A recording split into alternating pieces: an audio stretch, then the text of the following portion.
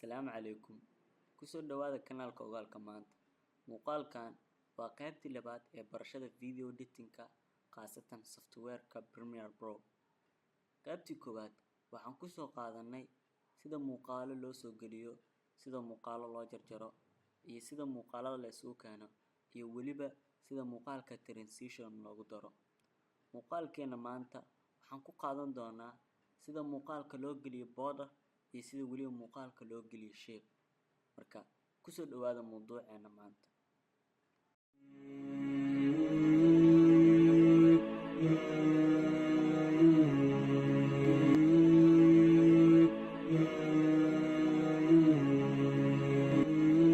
Ugu horreyn, haddaan ka hormarno sida muuqaalka loo geliyo border ama geesihiisa loo geliyo shape.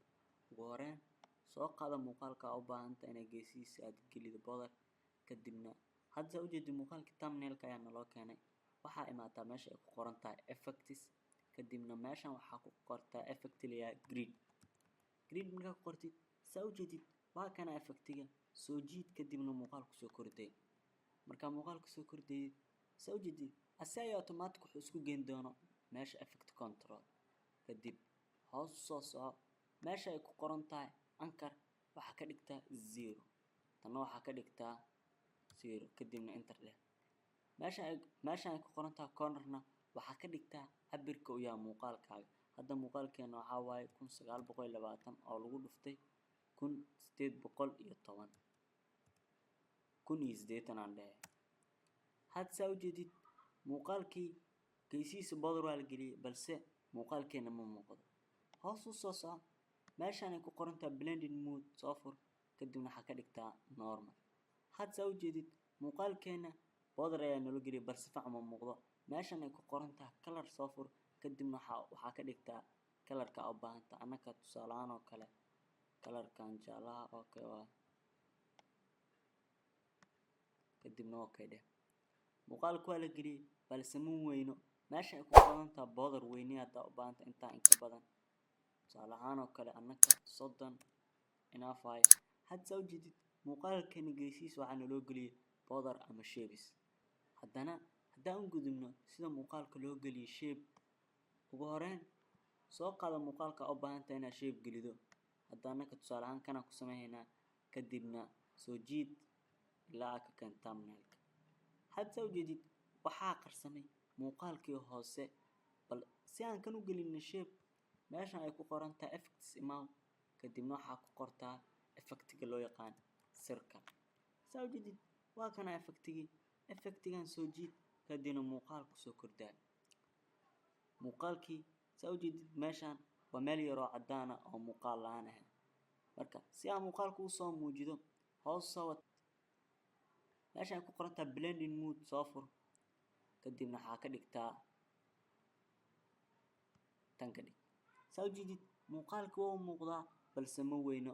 Meeshan ayaa marka laga maamulaa. Meeshan waxaa geeydaa 100 si oo tusaalahan weynaada haddii kala 100 haddaa 100 ka badan u baahan tahay waa geysan kartaa. Anaka 150 aan geeynaa. Marka waa ku aadinaynaa marka intaan uga baahnaa weliba kan aan weyneyno 250 aan ka dhigno 250 markaan ka dhigno kana aan kor u geyno marka.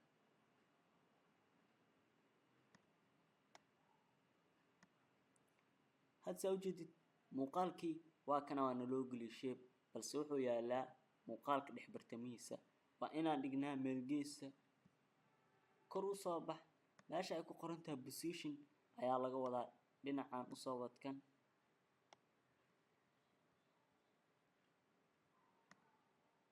Kana dhinacaan kee.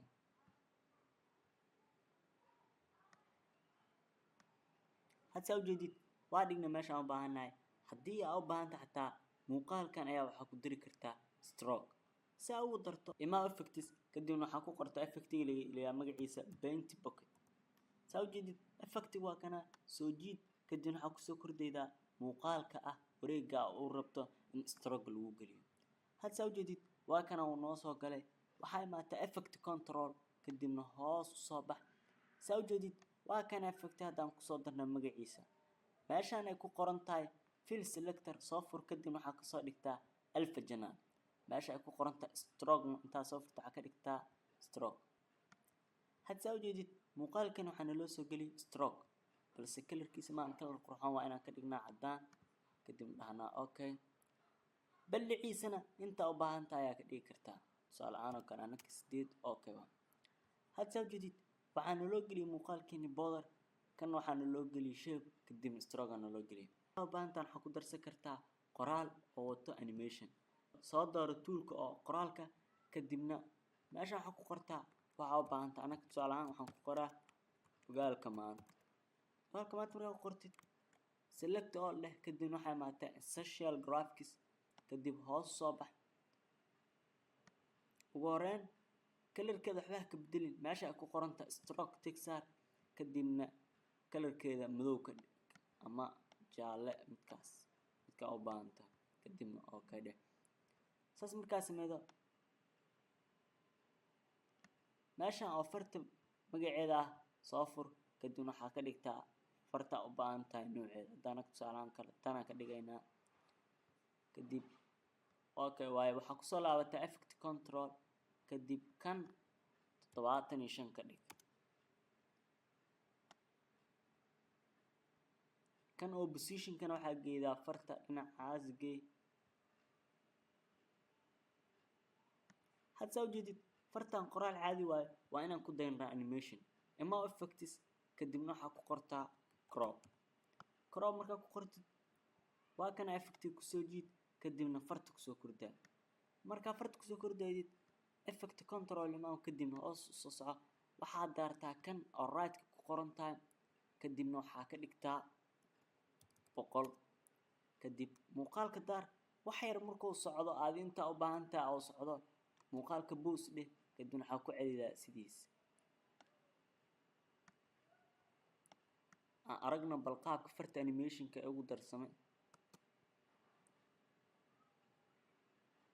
soo jeedid qaabkaas oo farta ugu darma animation-ka muuqaalkeeni maanta oo ahay cashirkii labaad ee barashada video editing-ka qaasatan software-ka Premiere Pro inta ayuu ku egyahay mac salaam